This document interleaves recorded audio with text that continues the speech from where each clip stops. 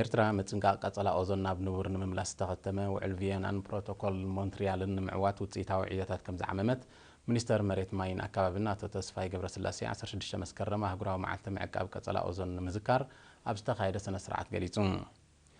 ኣብቲ ዝተፈላለዩ ዕድማት ዝተሳተፈው ስነ ስርዓት ሚኒስተር ተስፋይ ምስ ዝውንጨፍ ዘሎ ቴክኖሎጂያዊ ምዕባለ ዘይተደልዩ ጋዛት ዘይድለ ሳዕቤናት ከየምፁ ብዓይነት ድሕነትን ቁጠባን ተራእዩ ክስራሓሉ ስለ ዝግባእ ካብ ዝተፈላለዩ ኩርናዓት ብዘይሕጋዊ መንገዲ ናብ ሃገር ንዝኣቱ መዝሓሊ ፍርጃት ዕቱብ ምክትታል ክግበረሉ ከም ዝግባእ ተሓሳሲቡ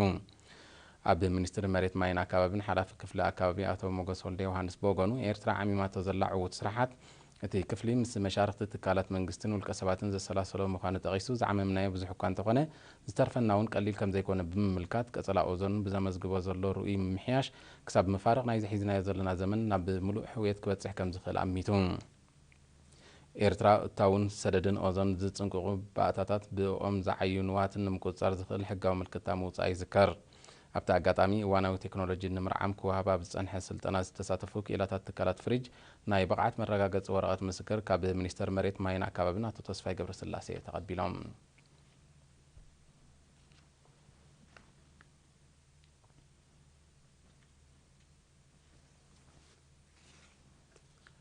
ሱዳናዊ ጉጅለ ሕክምና ዓይኒ አልበሰር ካብ ዝተፈላለዩ ከባቢታት ዞባ ጋሽ ባርካ ንዝመፁ ናይ ምርኣይ ጸገማት ዝነበሮም ዜጋታት ካብ 11 ክሳብ 15 መስከረም ኣብ መወከሲ ሆስፒታል ባሮንቱ መጥባሕቲ ሓበላን ካልእ ሕክምናዊ ረድኤትን ዘጠቓልል ኣገልግሎት ሂቡ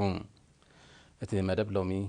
ንራብዓይ ግዜ ይካየድ ከም ዘሎ ዝሓበረ ጠርናፊት ጉጅለ ኣሰይድ አልዑቤዳ አቡበከር ግብራዊ መርኣያ ናይቲ ኣብ መንጎ ህዝብታት ኤርትራን ሱዳንን ዘሎ ሕውነታዊ ዝምድና ምዃኑ ጠቂሱ እቲ መደብ ዝተወጠኖ ግዜ ንክሰላሰል ሚኒስትሪ ጥዕና ኤርትራ ንዝገበሮ ልዑል ናይ ምውሃት ተራ ሞጊሱ ኣብ ጨንፈር ሚኒስትሪ ጥዕና ዞባ ጋሽ ባርካ ሓላፊ ኣሃዱ ምቁፅጻርን ምክትታልን ዘይተመሓላለፍቲ ሕማማት ኣቶ ሃብቶ ጸጋይ ብወገኑ እቲ መደብ ንምዕዋት ኣቐዲሙ ዘድሊ ሓበሬታን ምጽራይን ከም ተገብረ ብኡ መሰረት ድማ ንኣስታት 2000 ሰባት ምርመራ ድሕሪ ምክያድ እቶም 403 መጥባሕቲ ሓበላ ክግበረሎም ከሎ ነቶም ዝተረፉ ድማ ኣድላይ መድሃኒትን መነጽር ዓይንን ከም ተዋህቡ መነጽሮም ኣብ መወከሲ ሆስፒታል ባሮንቱ ክኢላ ሕክምና ዓይኒ አቶ በኺታ አስገዶምካ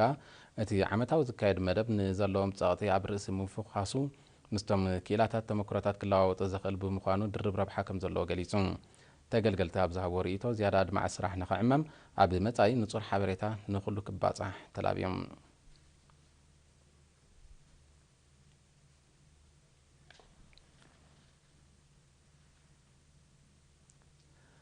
ደቂ ኣንስትዮ ብድሕር ልምድታትን መርዓን ከይተሰናኸላ ኣብ ትምህርተን ክደፍኣን ኣብ ዝለዓለ ደረጃ ክበጽሓ ጻዕርታተን ክሕይላን ፕሬዚደንት ሃማደ ወይዘሮ ተኻ ተስፋ ሚካኤል ኣዘኻኺራ ወይዘሮ ተኻ ነዚ ዘዘኻኸረት ኣባላት ፈጻሚት ሽማግለ ሃማደአን ጥፈታት ደቂ ኣንስትዮ ኣብ ትምህርትን ሕርሻን ንምዕዛብ ካብ 15 ክሳብ 17 መስከረም ኣብ ንዞባ ኣፍዓበት ዕዶት ኣብ ዘካየደሉ ኮይኑ ብዝተፈላለየ ምክንያታት ትምህርተን ኣቋሪፀን ዝጸንሓ እሞ ንኹሉ መሰናኸላት ሰጊረን ብመደብ ትምህርትን ዓበይትን ዝቐጸላ ድሕሪ ምሙጓስ ክቕጽልኦ መኺራ ኣብታ ኣጋጣሚ ማእከላይ ቤት ጽሕፈት ሃማደአ ነተን ሎሚ ዓመት ኣብ ሃገራዊ ምርመራ ሻምናይ ክፍሊ ተሳቲፈን ዝሓለፋ 30 ተሳተፍቲ መደብ ትምህርትን ዓበይቲ ብገንዘብ ከም ዘተባብዐ ካብቲ ማሕበር ዝተረኽበ ሓበሬታ ኣረድዩ ብተመሳሳሊ ኣባላት ፈጻሚት ሽማግለ ሃማደአ ኣብ ምምሕዳር ከባቢ ቃምጨዋ ኣብ ምልማዕ ጀራዲን ምሳተፋ ዘለዋ ደቂ ኣንስትዮ ኣብ ዝተረኸባሉ ሓላፊት ሃማደአ ኣብቲ ምምሕዳር ከባቢ ወይዘሮ ከድጃ እድሪስ ንጥፈታተንን ስራሓተንን ዝምልከት መብርህ ድሕሪ መሃብ ተዋፊራናሎ ዘለዋ ስራሕ ንምምዕባል ናይ ሞተር ማይ ምሩፅ ዘርኢ ጸረ ባልዕ መድሃኒትን ናውቲ ሕርሻን ጸገማትን ኣቐልቦ ክወሃቦ ተላብያ ፕሬዚደንት ሃማደ ወይዘሮ ተኻ ተስፋ ሚካኤል ኣብ መወዳእታ ኣብ እዋን ቃልሲ ዘርኣዮ ልዑል ተወፋይነት ብልምዓት ክኽልዕኦን ንደቀን ታሪክ ከውርሳን ብምዝኽኻር ማሕበር ምስ መሻርክቱ ብምትሕባር ጸገማትን በብግዜኡ ንምፍታሕ ክጽዕር ምዃኑ ኣረጋጊጻ ኣብ ማሕዳር ንዞባ ኣፍዓበት አቶ ኣሕመድ ረጀብ ብወገኑ ምምሕዳር ዓይነታዊ ደገፍ ክገብረለን ምዃኑ ቃል ኣትዩ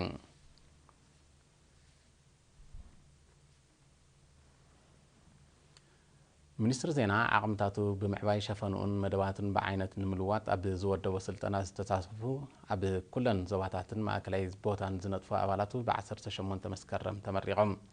ተሳተፍቲ ናይቲ ካብ 1 ክሳብ 6 ኣዋርሕ ዝወሰደ ስልጠና ብጠቕላላ 61 ክኾኑ ከለዉ 43 ብመሰረታዊ ሞያ ጋዜጠኝነት ከምኡውን ደረቕን ተንቀሳቓስን ስእሊ 18 ድማ ብምሕደራት ሰርቨርን መርበብ ኮምፒተርን ከም ዝሰልጠኑ ኣብቲ ናይ መመረቕታ ስነ ስርዓት ተገሊጹ ኣብ ሚኒስትር ዜና ሓላፊ ጨንፈር ምዕባል ዓቕሚ ሰባት ወሰባት ክፍለ ኣብ ዘቕረቦ ጸብጻብ እቲ ስልጠና መቐጸልታ ናይቲ በብእዋኑ ክትግበር ዝጸንሐ መደባት ምምዕባል ዓቕሚ ሰብ ምዃኑ ጠቒሱ ደረጃ ኣባላት ክብ ምባል ብቑዕ ስራሕ ንምስልሳል ክሕግዞም ምዃኑ ብምሕባር ሰልጠንቲ ፍልጠቶም ብስራሕን ቀጻሊ ጻዕርን ከዕብዩ ተላብዩ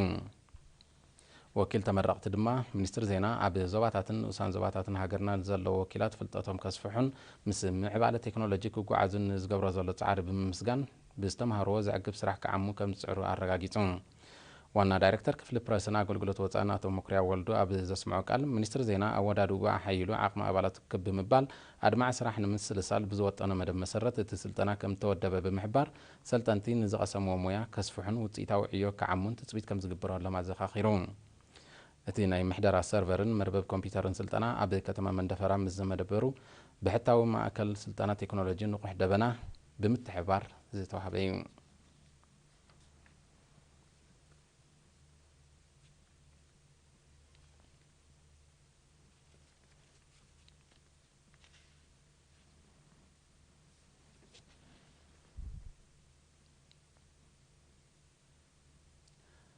بمتحبار منستر زينا طعنان بيت صحفت معكن ህጻናት ውድብ ሕብራት ሃገራት ዝተወደበ ንተራ ማዕከና ዜና ኣብ ምብራኽ ንቕሓት ሕብረተሰብ ኣብ መዳይ ጥዕና ዝምልከት ዓውደ ዘተ ብ16-17 መስከረም ኣብ ከተማ ባጽዕ ተቓኒዑ ዕላማቲ ካብ ሚኒስትርታት ዜና ጥዕና ትምህርቲ ዕዮን ሰብኣዊ ድሕነትን ከምኡውን ሃገራውያን ማሕበራት ተሳተፍዎ ዓውደ ዘተ ድሕር ባህልን ጎዳኢ ልምድታትን ንምውጋድ ኣብ ሕብረተሰብ ናይ ባህሪ ለውጢ ንምምጻእ ዝተኻየደ ጻዕርን ውጽኢትን ብምግምጋም ኣብ መጻኢ ኣድማዕ ሓበራዊ ናይ ስራሕ ባይታ ንምፍጣር እዩ ኣብቲ ዓውደ ዘተ ኣገዳስነት መስመራት ማዕከናት ዜና ከምኡውን መዐቀኒ ጎስጓሳትን ኣድማዕነትን ኣብ ዝብሉን ካልኦትን ዛዕባታት ትምህርቲ ክወሃብ እንከሎ ተሳተፍቲ ዘተን ክትዕና ካይዶም ኣብ ሚኒስትሪ ጥዕና ሓላፊ ኣሃዱ ርክብን ስልጠናን ኣቶ ኣማኒኤል ግርማጽን እቲ ዓውደ ዘተ መቐጸልታ ናይቲ ኣብ መንጎ ሚኒስትሪ ጥዕናን መሻርክትን ብውልቅን ብጉጅለን ዝካየድ መደባት ኮይኑ ኣብ ነፍሲ ወከፍ ዜጋ ብሓፈሻ ኣብቶም ጸለውቲ ሰባት ከዓ ብፍላይ ናይ ባህር ለውጢ ንምምጻእ ዝህልዎ ተራ ቀሊል ከም ዘይኮነ ስሚሩሉ ኣብ መወዳእታ ተሳተፍቲ ነቲ መደብ ንምዕዋት ሓበራዊ ጻዕሪ ናይ ኩለን መሻርክቲ ወሳኒ ስለ ዝኾነ ብዝበለጸ ክስራሓሉ ከም ዝግባእ ኣገንዚቦም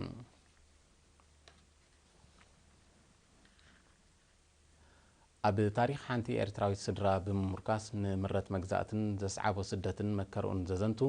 ኣብ ሓቀኛ ታሪክ ዝተመርኮሰ ብቋንቋ እንግሊዝ ዝተጻሕፈ ካብ ኣስመራ ክሳብ ያራ ዘርእስቱ መጽሓፍ ብ18 መስከረም ኣብ ኣስመራ ተመሪቑ ኣብቲ ናይ መመረቕታ ስነ ስርዓት ገምጋም ናይቲ በዓል 130 ገጻት መጽሓፍ ዘቕረበት መንእሰይ ዛህራ ኣሕመድ ጣህር ባዱሪ ኤርትራዊ ዛንታ ብኤርትራዊ ቋንቋ ያቕሬታ ኤርትራዊ ዛንታ ብኤርትራዊ ጸሓፊ ብቋንቋ እንግሊዝ ምጽሓፉ ፍሉይነት ከም ዘለዎ ጠቒሳ ኣብ ናይ ታሪክ ተመስጦ ኣእትዩ ታሪክ ኤርትራውያን ስደተኛታት ብሓፈሻ ናይ ደቂ ኣንስትዮ ድማ ብፍላይ ኣጉሊሑ ዘርእስ ብርቂ ስራሕ ምዃኑ ሓቢራ ኣብ ኣውስትራልያ ዝቕመጥ ደራሲ ናይቲ መጽሓፍ ኣቶ ኢብራሂም ሓጂ ቀንዲ ገጸ ባህሪ ናይቲ መጽሓፍ ናይ ዝኾነ ኤርትራዊ ስድራ ሓጺር ታሪክን ዘሕለፈቶ ከልበት እንድሕር ምዝርዛር ብህቡባት ኤርትራውያን ጸሓፍቲ ዝተዳለዉ ንባህልን ታሪክን ኤርትራ ዝገልጹ ዘንበቦም መጽሓፍቲ ነዚ መጽሓፍ ንምድራስ ከም ዝሓገዝዎ ገሊጹ ገና ዘይተበርበረ ዕቆር ታሪክ ኤርትራን ኤርትራውያንን ስለ ዘሎ ኣብ ሞያ ደርሰት ዝነጥፉ ስነ ጥበበኛታት ዓቕሞም ብምዕባይ ንዝመጽእ ወለዶታት ዘውርስን ሰነድ ዝኸውንን ዓይነት ጽሑፍ ከዳልዉ ዘዘኻኸረ ኣቶ ኢብራሂም ሃብታም ታሪክ ባህሊ ክብርታትን መንነትን ህዝቢ ኤርትራ ብዝግባእ ኣብ መጽሓፍቲ ክሰፍር እንተደኣ በቂዑ ከምዚ ኣብ መዳይ ስፖርት ዝጭበጥ ዘሎ ዓወታት ብሉጻት ተሸለምቲ ወርቂ መዳልያ ዝኾኑ መጽሓፍቲ ክዳለዉ ይኽእሉ እዮም ክብል ገሊጹ ካብ ሽያጥ ናይዚ ካብ ኣስመራ ክሳብ ያራ ዘርእስቱ መጽሓፍ ዝርከብ ኣታዊ ንመሰሰኒ ማዕከን ሕድሪ ሰማዕታት ክውዕል ምዃኑ ተፈሊጡሎ